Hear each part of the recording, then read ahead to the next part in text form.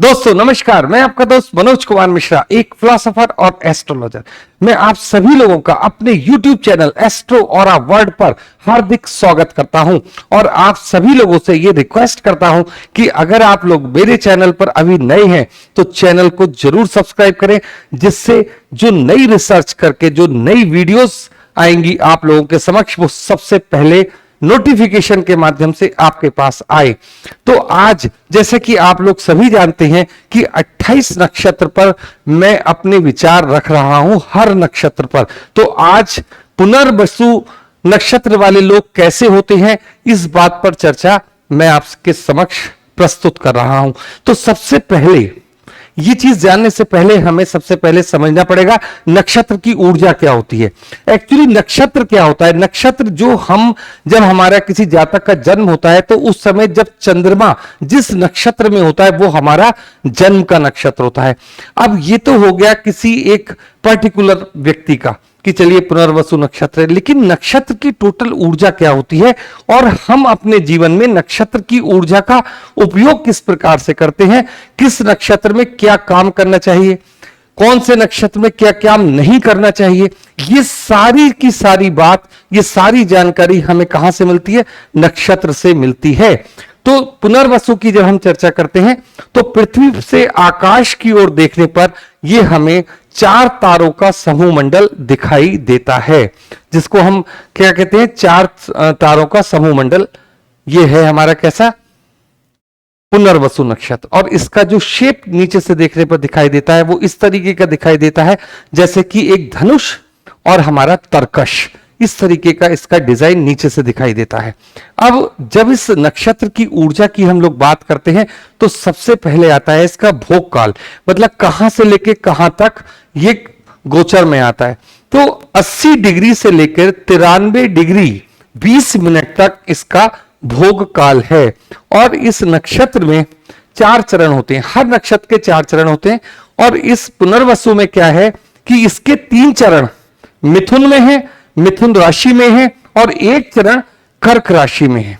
और इसका जो प्लैनेट है वो कौन है? जुपिटर है, गुरुदेव बृहस्पति। और जब ये 3 चरण इसके किस में रहते हैं? मिथुन राशि में रहते हैं, तो वहां हमें ऊर्जा मिलती है बुध की। और 1 चरण इसका कहां रहता है? कर्क राशि में, तो वहां एनर्जी मिलती है हमें चंद्रमा की। इस प्रकार से जो मेन इसकी पावर है वो गुरु के पास है, और राशि के रूप में इसकी जो पावर है वो बुध के पास है। और इमोशन हमारे कहां से आते हैं? वो आते हैं चंद्रमा से। तो टोटल एनर्जी इस प्रकार की हुई। और इस नक्षत्र का जब हम सिस्टमेटिक ढंग से देखते हैं तो ये ढंग कौन सा है, नंबर कौन सा है? 7वें नंबर का। इससे पहला हमने आर्द्रा नक्षत्र समझा। मतलब आर्द्रा नक्षत्र क्या था? विनाश की ऊर्जा। मतलब वो किस प्रकार? वो ऐसी ऊर्जा जिसने सबको नाश कर दिया हो। और पुनर्वसु जब नक्षत्र प्रकृति हमें देती है तो उसका मतलब क्या है कि जो भी डिस्ट्रॉय हो गया है उसका दोबारा से उद्धार करना, उसको पुनः उस जगह पर लेकर आना जैसे कि वो था, और उससे भी अच्छी कंडीशन में लेके आना। ये कार्य है पुनर्वसु नक्षत्र का। तो आप एक बात समझिए, पुनर्वसु का अर्थ क्या है? पुनः, इसको संधि विच्छेद कीजिए। पुनः मतलब फिर से, और वसु मतलब शुभता, वैभव, धन। तो फिर से वैभव, धन आदि की प्राप्ति हमें कराने वाला नक्षत्र कौन सा है? पुनर्वसु नक्षत्र है। अब हम देखते हैं कि इस नक्षत्र में पैदा हुए लोग किस प्रकार के दिखाई देते हैं, उनकी नेचर किस प्रकार की होती है। देखिए, ये लोग मध्यम कदकाठी के होते हैं, मध्यम लंबाई के होते हैं, लेकिन इनकी कदकाठी बड़ी मजबूत होती है। ये देखने में सुंदर लगते हैं, आकर्षक लगते हैं, बुद्धिमान लोग होते हैं। किसकी वजह से? जुपिटर की वजह से। और इनके सोचने समझने की क्षमता बहुत ज्यादा विकसित होती है। किसके लिए? बुध की वजह से। लेकिन यहां पर जो बुध है वो मिथुन का बुध है, वो थोड़ा इमेच्योर बुध है। तो ये जो भी प्लान करते हैं उसके ऊपर ज्यादा विचार नहीं करते, अगर तो और काम कर देते हैं तो ये फिर इनको पीछे आना पड़ता है। ये इस नक्षत्र की मेन ऊर्जा है। और दोबारा वापिस आना की मतलब एक काम अगर इनसे छूट गया या इनसे नहीं हो पाया तो ये पुनः वापिस आकर इस चीज को प्राप्त करते हैं, सारे कार्य को करते हैं। नक्षत्र अत्यधिक शुभ है। और इस नक्षत्र में जब हम इस नक्षत्र के आगे की ओर बढ़ेंगे तो आपको सारी चीजें पता चलती चली जाएंगी। अभी मैं बता रहा हूं कि इनका व्यवहार कैसा होता है।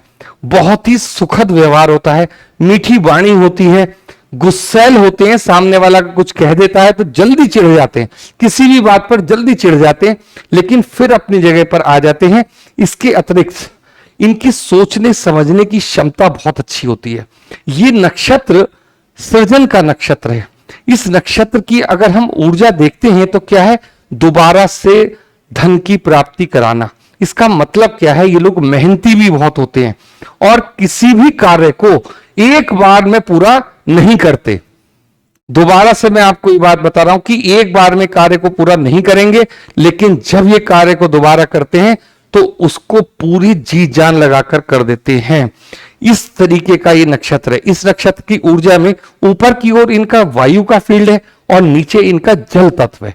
जैसे कि एक पौधा होता है और जब आप उसे जमीन में लगाते हो तो नीचे उसके पानी वगैरह भी डालते हो और वो पौधा जिस तरीके से ऊपर की हाइट लेता है, इस तरीके से इस नक्षत्र की ऊर्जा है। इसमें जड़ी बूटियां भी बहुत सारी आती हैं, पेड़ों से संबंधित कार्य भी बहुत आते हैं।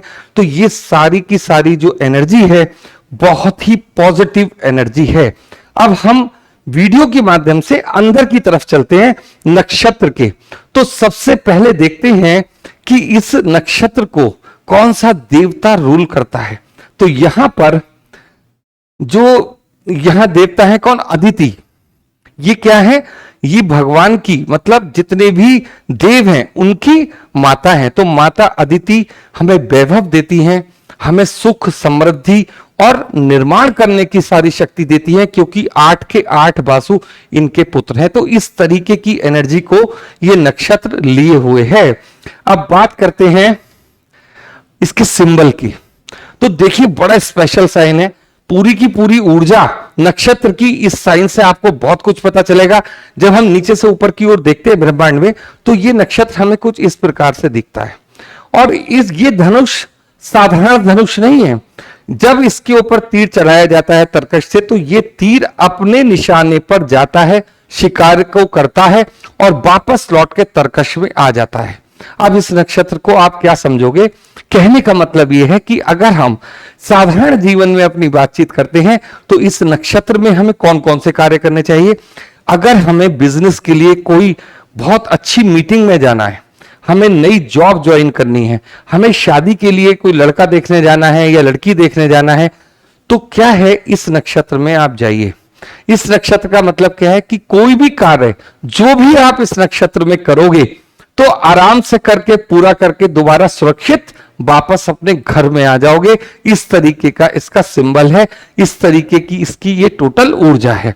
तो आपको ये सिंबल से पता चला और हमें ये भी पता चला कि नक्षत्र हमारे सामान्य जीवन में किस तरीके से वर्क करते हैं। अब देखिए बात करेंगे हम इसके प्लैनेट की। तो मैं आपको बता चुका कि इसका जो प्लैनेट है वो क्या है, जुपिटर, गुरुदेव बृहस्पति। और गुरुदेव बृहस्पति की ऊर्जा क्या कहती है इस नक्षत्र में, ये ज्ञान के देवता हैं और ये बहुत ही पॉजिटिव एनर्जी इस नक्षत्र को देते हैं। अब दूसरी एनर्जी इसको कहां से मिलती है? दूसरी एनर्जी मिलती है राशि से, मिथुन राशि से, और वो है बुध की राशि। और वहां पर जो बुध के विचार हैं वो अभी उस टाइप के नहीं है, मतलब इमैच्योर विचार हैं। तो इनको जब भी कोई कार्य करना चाहिए, देखिए कार्य इनका बहुत अच्छा होता है, विचार इनके बहुत अच्छे होते हैं, लेकिन कभी कभी ये जो डिसीजन लेते हैं वो इस टाइप के डिसीजन होते हैं कि बहुत जल्दबाजी में डिसीजन लेते हैं। तो इनको सबसे पहला इंस्ट्रक्शन क्या दिया जाता है, क्या सलाह दी जाती है कि ये किसी ना किसी गुरु से या अपने बड़े से कोई भी अपना विचार, पूरा विचार विमर्श करने के बाद किसी भी निर्णय पे पहुंचे और कार्य को करें। अब बात करते हैं इनकी पुरुषार्थ की। तो देखिए हर नक्षत्र में कोई ना कोई पुरुषार्थ जरूर जोड़ा गया है। तो वो पुरुषार्थ कौन कौन से हैं? धर्म, अर्थ, काम और मोक्ष। तो यहां पर जो पुरुषार्थ है वो किस चीज का है? पैसे से संबंधित है, क्योंकि ये पुनर्वसु है ना, पुनः धन की प्राप्ति, फिर से धन की प्राप्ति। जिस वैभव में आप थे या जिस वैभव को आप चाहते हो उसको प्राप्त करने का ये नक्षत्र है। और यहां पर जो ऊर्जा है पैसे की, ये मनी माइंडेड लोग होते हैं, इनको पैसा पैसा हर समय लगा रहता है और ये पैसे को अच्छे से कमाते भी हैं। और अभी वो पक्ष जो अभी इस वीडियो में आगे मैं आपको बताऊंगा कि वो क्या एनर्जी है पुनर्वसु शब्द की और यहां कैसे फिट होती है अर्थ एलिमेंट में, आगे इसकी चर्चा होती है। अब बात करेंगे इनका, ये लोग होते कैसे, इनका गण कौन सा है। तो देखिए 3 प्रकार के गण होते हैं, देवता, मनुष्य और राक्षस। तो ये लोग कैसे हैं, ये देव प्रवृत्ति के लोग हैं।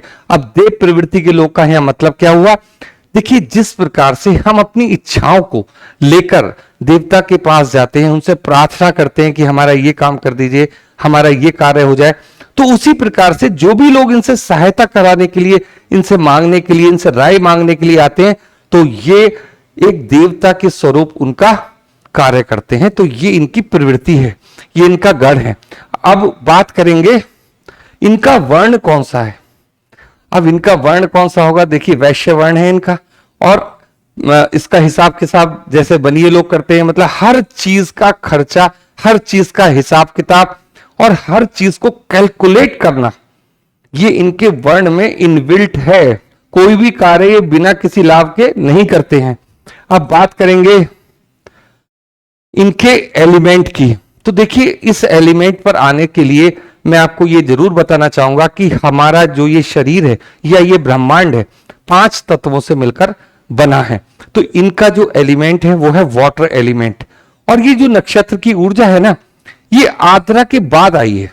मतलब जब विनाश के बाद सृजन होता है तो किस प्रकार का होता है। देखिए यहां आपको एक चीज और मैं बताऊंगा कि पुनर्वसु नक्षत्र इस टाइप का भी है कि जब बहुत ज्यादा गर्मी होती है और कहीं बारिश का नामो निशान नहीं होता और शुष्कता पूरे मौसम में एकदम शुष्क हो जाता है, बहुत ज्यादा टेम्परेचर होता है, तो जब मानसून की बारिश होती है तो ये उस प्रकार का एहसास कराने वाला नक्षत्र है। जब बारिश होती है तो छोटे छोटे पेड़ वगैरह ये सब आगे बढ़ना शुरू हो जाते हैं। तो इसका काम क्या है, सृजन, लोगों को आगे बढ़ाना। तो एलिमेंट कौन सा है इनका, वाटर एलिमेंट। और जितने भी टाइप के ये एलिमेंट होते हैं ना, जिस नक्षत्र का जो एलिमेंट है और किसी व्यक्ति का वो नक्षत्र है, तो अपने एलिमेंट पर जरूर मेडिटेशन करना चाहिए। अब देखिए त्रिमूर्ति इनके साथ कौन सी जुड़ी हुई है। जब ये सृजन का नक्षत्र है तो सबसे बड़े सृष्टि के रचना करने वाले कौन है, ब्रह्मा जी। तो इनके साथ जोड़ा गया है ब्रह्मा जी को। अब आगे बात करते हैं इनके साथ एनिमल कौन सा जोड़ा गया। तो देखिए आपके सामने है, मतलब बिल्ली जोड़ी गई है फीमेल। अब इनके हम वर्ड की बात करते हैं तो ये हंस है। और हंस का काम क्या होता है, हंस का काम ये होता है अपने काम की बात निकाल ले और बाकी छोड़ दे, जैसे कि वो दूध और पानी का एग्जाम्पल होता है। तो इसी प्रकार से इनकी प्रवृत्ति भी होती है। अब मेन बात करेंगे इनका पेड़ कैसा है, और यहीं पर ये सारी ऊर्जा छुपी हुई है इस नक्षत्र की। एक तो मैंने आपको इसके सिंबल से बताया, और इसके ट्री के साथ, इसके साथ बंबू ट्री मतलब बांस का पेड़ लगाया गया। इसका मतलब क्या है कि ये लोग तरक्की किस प्रकार से करते हैं। देखिए एक बार ऐसा हुआ कि एक किसान ने, छोटी सी एक एग्जांपल दे रहा हूं, छोटी सी स्टोरी है। एक किसान ने ये सोचा कि भाई बांस के पेड़ों में बहुत फायदा है, इसको करते हैं। तो वो बांस के बीज को लेकर आया, उसके साथ कुछ अन्य पेड़ों के बीज भी थे, उन्होंने सारे के सारे बीज लगा दिए। थोड़े से समय के बाद जो बाकी बीज थे वो तो आगे बढ़ गए, लेकिन बांस का जो बीज था वो अभी अंकुरित ही नहीं हुआ। तो इस तरीके से साल भर बीत गया, 1 साल हो गया, 2 साल हो गया, लेकिन किसान ने हिम्मत नहीं हारी। लोग वाग उसको बड़ी ताने देते थे, इसने क्या बो दिया, बाकी पेड़ तो बहुत आगे हो गए। बाकी पेड़ भी ये सोचते थे कि ये बंबू के बीजों को क्या हुआ, कहां चले गए, बाहर क्यों नहीं निकलते।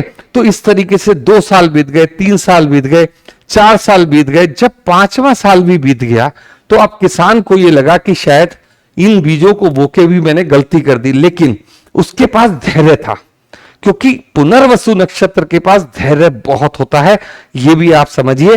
तो ये धैर्य के साथ वो किसान 5 साल काटता है, फिर अचानक क्या देखता है कि उसके खेत में छोटे छोटे से पेड़ बहुत छोटे छोटे से अंकुरित हो गए। अब वो देखता रहता है इसको कि भाई ये तो बांस के पेड़ निकल आए, बहुत खुश होता है।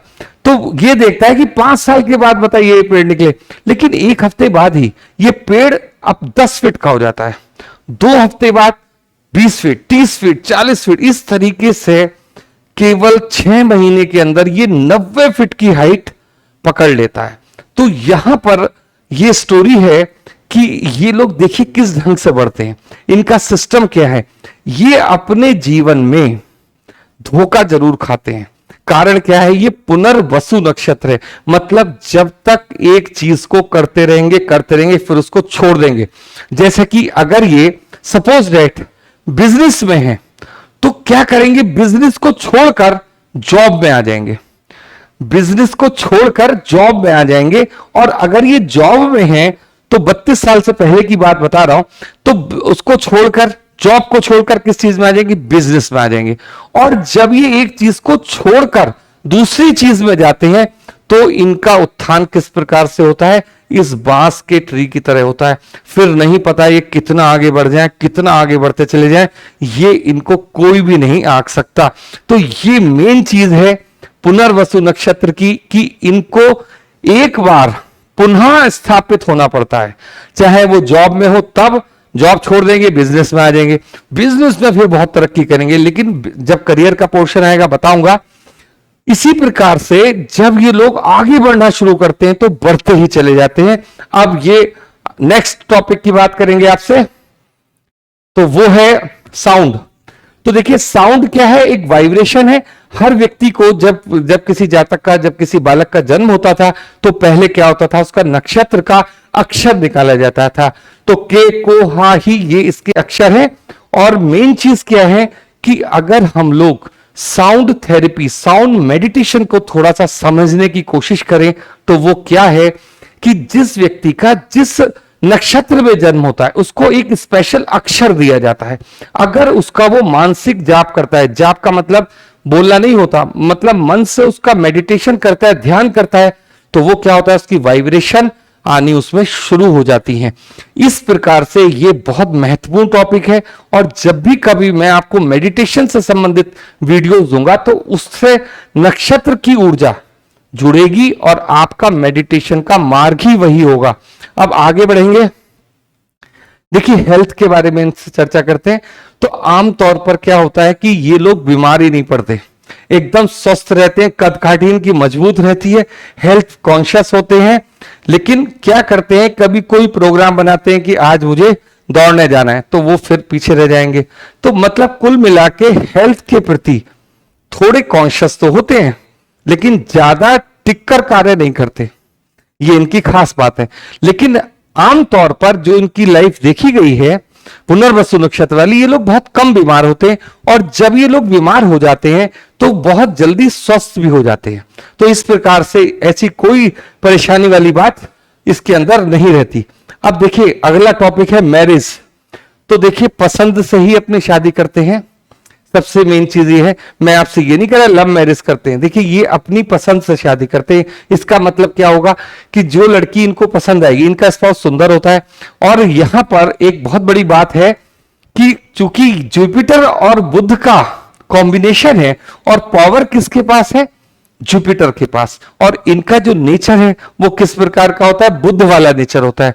तो जब तक ये अपने स्पाउस को गुरु नहीं मानते, मतलब जो वो कहता है एक बार उससे परामर्श नहीं करते, अगर वो कहता है ये बात ठीक है और तब आगे बढ़ते हैं, तब ये फायदे में रहते हैं। और अगर अपनी इच्छा से ही कोई कार्य करना शुरू कर देते हैं तो ये पीछे आ जाते हैं। तो और आपस में झगड़ा भी शुरू हो जाता है, लेकिन ऐसा कोई लंबी चौड़ी प्रॉब्लम नहीं होती, शादी आराम से अपनी सही अच्छी एज में हो जाती है। अब देखिए बात करते हैं इनके करियर की। तो ये बहुत बड़ा पॉइंट है जिसको मैं आपको समझाना चाहता हूं बड़े विस्तार के साथ। देखिए इनका जो फील्ड है ना, पहले तो आप ये समझिए कि जो ये नक्षत्र की जो ऊर्जा है वो आपसे क्या कह रही है कि पुनः से धन की प्राप्ति करना। इसका क्या मतलब है कि जब आपका जीवन शुरू होता है तो साल 32-33 साल तक आपका, आप जो भी वर्क करते हो, चाहे आप जॉब में हो तो, अगर आप बिजनेस में हो तो, आपके पास बहुत ज्यादा पैसा नहीं रहता। आप पैसे के लिए, मैं आपसे ये नहीं बोला कि आप बहुत कम पैसा रहता है, नहीं, बहुत ज्यादा पैसा नहीं रहता, मतलब आप अपनी इच्छाओं को अच्छे से पूरा नहीं कर पाते हो। फिर आपकी जैसे जैसे एज आगे बढ़ती है और आप 32-33 साल से ऊपर निकलते हो, तब आप या तो अपनी जॉब चेंज करते हो या फिर अपने बिजनेस को चेंज करते हो। मतलब बिजनेस छोड़कर जॉब में आ गए, या जॉब कर रहे हैं तो जॉब छोड़कर बिजनेस में आ गए। जब आप एक बार ऐसा काम करते हो तब आपकी तरक्की होना शुरू होती है। क्योंकि पुनर्वसु वालों के साथ प्रॉब्लम क्या है कि अगर ये किसी कंपटीशन की तैयारी करें, जो स्टूडेंट्स भी हैं, तो फर्स्ट अटेम्प्ट में इनका सिलेक्शन होता ही नहीं। फिर दोबारा जब ये तैयारी करते हैं ना, तो इनका सिलेक्शन तुरंत हो जाता है। तो कहने का मतलब है इनको हिम्मत नहीं हारनी है। और जो मैंने आपको बांस के पेड़ की कहानी सुनाई, अगर ये अपना धैर्य बनाए रखते हैं तो ये आसमान की बुलंदी छूते हैं। और आप ये समझ लीजिए कि अगर ये जॉब छोड़कर बिजनेस करते हैं, बस बिजनेस में एक बात का ख्याल रखना होता है इन लोगों को कि ये पार्टनरशिप में बिजनेस ना करें, क्योंकि धोखा होने की संभावना इनको होती है। क्योंकि ये विश्वास करते हैं, फिर इनको मिलेगा क्या? धोखा। फिर ये चालाक चतुर भी हैं, ये बुद्ध वाली जो टेंडेंसी है ना, ये बहुत चालाक और चतुर भी हैं। मतलब ये हर कैलकुलेशन करके पहले ही तैयार हो जाते हैं। तो सामने वाले को क्या लगता है कि लो, मुझे प्रॉफिट कम हो रहा है, इसको ज्यादा हो रहा है, तो वो झगड़े का कारण बनने ही मत दीजिए। तो बिना पार्टनरशिप का मतलब सेल्फ, अपना प्रोप्राइटरशिप से आप बिजनेस स्टार्ट कीजिए, अगर आप बिजनेस में हैं तो। और अगर आप जॉब में हैं तो जॉब आपके ढंग से चलती रहेगी, वो तो सेल्फ ही होता है। तो इस तरीके से आपका कार्य चलता है। अब फील्ड इनके कौन कौन से होंगे, तो देखिए, ये आध्यात्मिक का भी नक्षत्र है, ये जितनी भी प्रकृति की चीजें हैं उनका भी नक्षत्र है। तो जितने भी ये कृषि से संबंधित कार्य हैं इसमें आ सकते हैं, ये आध्यात्म से जुड़े कार्यों में आ सकते हैं, ये मैनेजमेंट के कार्यों में आ सकते हैं, ये गवर्नमेंट जॉब में जा सकते हैं, ये अच्छे अच्छे बिजनेस कर सकते हैं, कृषि से संबंधित बिजनेस, बीजों से संबंधित बिजनेस। इसके अलावा बहुत सारे ऐसे बिजनेस हैं जो जैसे स्टेशनरी वगैरह का बिजनेस, ये भी कर सकते हैं, प्रोफेसर हो सकते हैं, मतलब अच्छा सलाहकार हो सकते हैं। इस टाइप से इनकी बहुत सारी लाइनें हैं, इसके अंदर ये प्रयास कर सकते हैं। देखिए, अब बात करेंगे हम लोग आपसे मनी के बारे में। तो मनी का तो सिस्टम ये है कि 32-34 साल वाली एज इनकी निकल जाए, उसके बाद जब ये जॉब चेंज कर लेते हैं या सर्विस चेंज कर लेते हैं या बिजनेस चेंज कर लेते हैं, उसके बाद जब इनके पास पैसा आना शुरू होता है ना, तो फिर तो आप ये समझ लीजिए कि 10 फुट, 12 फुट, 15 फुट, इस तरीके से ये लोग आगे बढ़ते चले जाते हैं। मनी माइंडेड होते हैं, कैलकुलेटेड माइंड होते हैं, पैसा इनके पास खूब आना शुरू हो जाता है। बस बात केवल इतनी है कि इन लोगों को जब तक कि इस एज में, मतलब 32-34 साल में जल्दबाजी नहीं करनी है किसी भी टाइप की। अगर ये कोई भी जॉब कर रहे हैं तो ये उसी में लगे रहे, 32 साल की एज को निकलने के बाद आगे। जैसे जैसे इनकी एज आगे बढ़ती जाती है, इनके पास पैसा आता चला जाता है और वो बहुत ज्यादा आना शुरू हो जाता है। तो ये टोटल एनर्जी होती है हमारी, किसकी किसकी हुई है? पुनर्वसु नक्षत्र की। एक छोटा सा प्रयास होता है मेरा आपके समक्ष अपने विचार रखने का, क्योंकि ये पूरी स्टडी होती है, पूरा नक्षत्र कैसे काम करता है। अब आप पूरे नक्षत्र में ये समझ चुके होंगे कि अगर हमें किसी शुभ कार्य को करना है तो हमें क्या करना है। जैसे बिजनेस की मीटिंग में जाना है, शादी के लिए बातचीत करने जाना है, कुछ इस टाइप की बात करने के लिए जाना है, जॉब को अटेंड करना है, तो हमें पुनर्वसु नक्षत्र को समझना होगा। अगर हम पुनर्वसु नक्षत्र में जाते हैं तो अन्य ऊर्जा, अन्य नक्षत्रों से ज्यादा इसके अंदर बेनिफिट होगा। तो ये सारा का सारा एक प्रयास है अपनी बात सामने रखने का। वीडियो आप बताइए आपको कैसी लगी? अच्छी लगे तो लाइक कीजिए, चैनल को सब्सक्राइब कीजिए। आप लोगों ने मेरे साथ इतना समय दिया उसके लिए बहुत बहुत धन्यवाद और थैंक यू।